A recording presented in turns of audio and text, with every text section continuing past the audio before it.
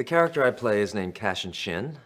He is a trauma surgeon at New Amsterdam, and he has a little bit of a different philosophy from the character that Ryan plays, Max Goodwin. Max, his motto is "How can I help?" And I think Cassian's motto might be, "I can help you as soon as I help myself."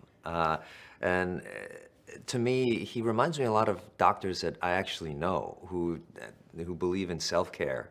They say that they have to be in the prime optimal shape to be able to help the most people. So I model this character after a few of them that I know in real life. From the moment I started engaging with David Schulner and the producerial team, and then walked on set, I really felt like it was a special group of people. That means a lot to me because I've been on my share of sets that were not so friendly, and so that was a big plus. But creatively, I really like what they're trying to do. I really like how they're trying to reshape a narrative that we need in America right now. You know, one of hope, one of caring for one another. And I love the fact that the show is incredibly diverse. If you look at, any given episode, you see a spectrum of people. And I think, especially in a place like New York City, it's reflective of real life. And so it was a combination of all of those things. And I also like the character.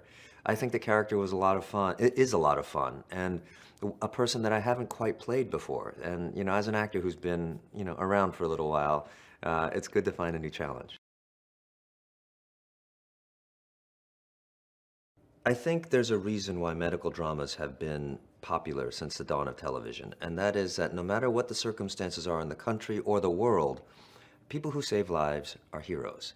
And we, especially in 2019, have been redefining what a hero is slightly, from the people at the top to the people who are working every day around us, the waiters, the janitors, the cleaners, the teachers.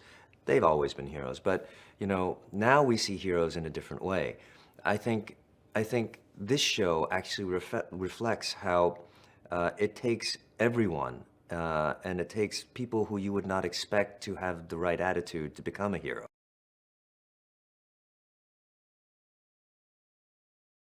First of all, I'll tell you, I think Freema is a complete delight, and Ryan has been incredibly friendly and welcoming. We actually had a scene that involved all three of us yesterday, and we just laughed the entire way through it.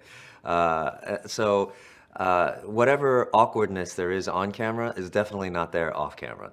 And so I'm really grateful to the two of them for being so welcoming to the newbie. You know, I think what fans can expect from this coming season is more of the things you loved about New Amsterdam from the start. It's kind of openness to tackling social issues and also reimagining, medicine in a time of growing corporate influence.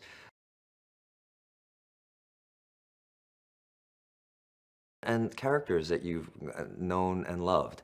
I think every series needs a little injection, no pun intended, no medical pun intended, of some new energy. And so if I'm able to do that and bring in a differing philosophy that some people might relate to more than others, then that's a great thing. Well, we begin season three back with our gang of doctors, nurses, miscreants, and and they are in the middle of a pandemic and dealing with everything that we've been dealing with in life. The hospital's overflowing and too many patients, not enough supplies. Trying to get drugs that are needed, trying to get equipment and supplies that are needed, and trying to manage the overwhelming patient load and get through it. And then, of course, their personal lives and all that stuff on top of it. Yeah, season two was cut short because of COVID-19, and we just stopped filming one day. We were working, and then you know, people were getting more information. We were learning about this and what the magnitude of it might be, and then we just put the cameras away and said, "Everybody go home." which is a weird way to end season 2. It's way less fun than a wrap party. Wrap party's much more fun way to do it. Yeah, but people were kind of getting nervous and antsy, and everybody, there wasn't a lot of information and a lot known then. But now I think we've, been living with this for quite some time now, and I think we know a lot more about it, and there's a vaccine that's on its way, which is exciting. And season 3 has felt very, very safe. The safest place to be, really. Everybody is distanced and wearing a mask and sometimes a visor as well, and everyone's tested on a daily basis, and so everyone has a negative test, and it's great. It's really great to be back at work. I mean, we were all losing our minds. I know I did during the quarantine, so it's really nice to come back to this second home and be with the Dam fam and get back to it. I just did a lovely scene this morning with Mr. Daniel Day Kim, and it was fun. I wanted to keep doing 100 takes, but I guess we had other scenes to shoot, other stuff, so couldn't do that. But Daniel is a lovely, welcome addition to the Dam fam, and he's doing a great job so far. And he's a great guy. He's just a really great energy to have on set, really positive and hard worker and talented. So it's a pleasure. And his character in particular will be complicating, shall I say, for Max, and I won't say in exactly what way, but Max and Helen have sort of complicated relationship in their sort of unspoken, the lack of definition to their relationship and their sometimes lack of communication. And but of course they're very close professionally and I think personally as well. And Cassian, Daniel's character, becomes close with that character as well, with Helen, with Freema's character. So there is some ensuing complication, of course, which is going to be really fun stuff to play.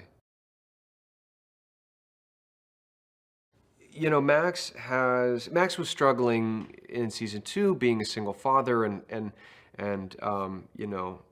losing his wife and figuring out how to raise Luna on his own and manage this enormous hospital. In season 3, she's spending a lot of time with her grandparents, with George's parents, because again, Max is afraid of having her around. It's not safe, doesn't want anything to happen to her, and he's working in this hospital. And so he kind of has her at a distance. At the same time, he's missing her desperately and wants to be there and wants to be a father and wants to have her around. So it's a bit of a juggling act. And I think there's a question for Max of, am I doing the right thing? And what is the right thing? Should I be keeping her away, or should I be there every day? Or is that putting her in harm's way? And I think, when Max does get Luna back, there are a lot of questions remaining for him on how to do this on his own and how to be a good father. And has he made mistakes in keeping her away? So he's still figuring it out. He's still figuring out how to be a single dad.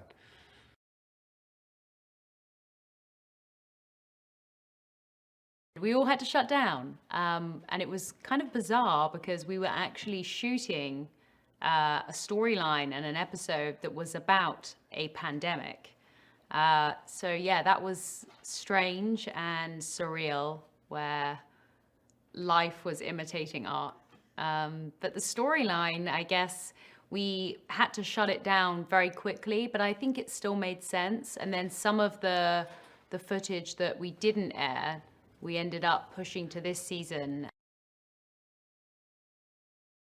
I think that the writers did a really good job of bringing a very different perspective to the pandemic with Bloom, because, she sort of thrives off the excitement of the emergency room. And coming into season 3, she misses the ability to be able to be with her patients and everyone just mucking in together. I think it's all the protocol and everything that comes back in, and maybe being quieter, and the red tape, the bureaucratic red tape. I think she finds it a little suffocating. So I think she misses a lot of how things were. Yeah, I think the beauty and the hope that the show captured right from the get-go, it stayed with us because, a lot of the writers, I think we haven't really lost any writers from this show. And obviously, David Schulner at the helm, it means that the whole voice of the show and the tone of the show has stayed the same. And I think we all know our jobs and our roles within that. And I think talking to real healthcare workers, like I'm incredibly lucky because I have Lisa Wing with me 90% of the time, I think, in the ED. And so I can pick her brain with real life stories and just talk to her and hear how things are. Like I always ask, she's at Bellevue like yesterday and at NYU. So she knows how things are even now, plus how they were 6 months ago. Yeah, I hope that we will see more of Bloom's personal life. It was so fun getting to work last season with, the mum storyline and also having the stuff with the aftermath of the crash. I think that she has grown a lot. And in the first season, we saw this huge trajectory with the whole addiction. And that's something that, most people who are addicts will tell you. It's not something that you ever recover from. It's sort of a lifelong battle. So yes, she's doing incredible right now. But it's going to be interesting to see how that influences her down the line. Yeah, well, season 2, again, abrupt. We we had quite a bit of story to tell. There was a lot. There was a lot going on with Reynolds. There was a lot going on with Iggy. There was a lot going, well, everybody. There was a lot going on with Kapoor. So that got truncated, obviously, in a very, very abrupt way. I'm just gonna keep using that word. It's a nice way to put it. It was a mess.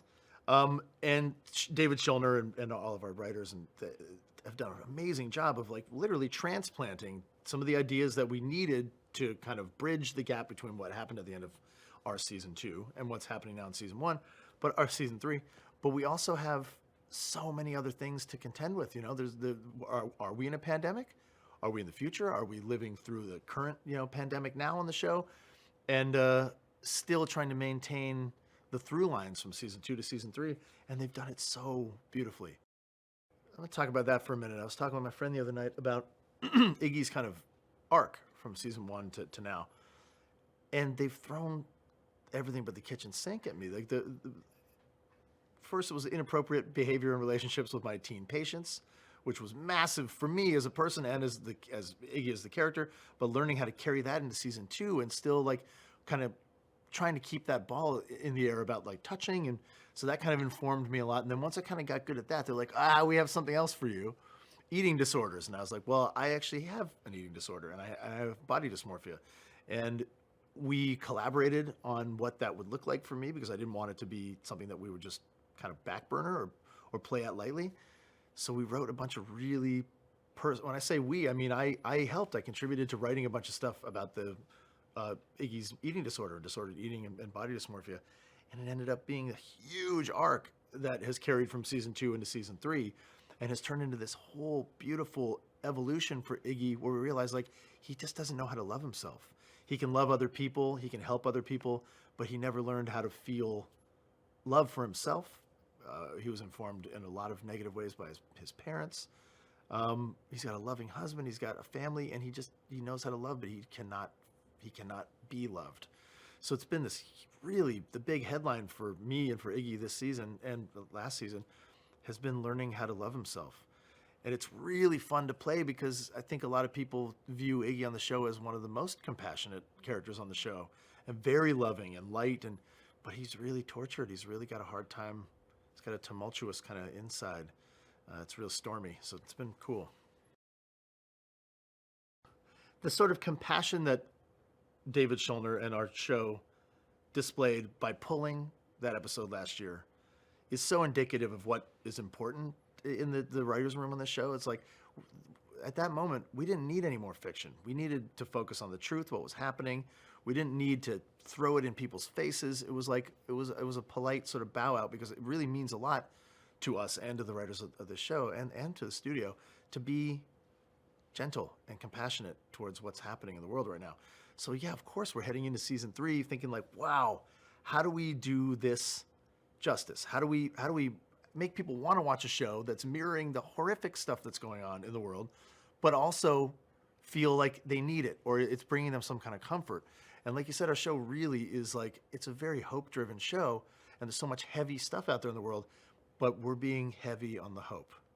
So there's a lot of very topical stuff that is on everyone's minds, and we're really showcasing it and shining a light, but we're really also taking this platform and taking some liberties and showing like, hey, maybe we can all see our way through this.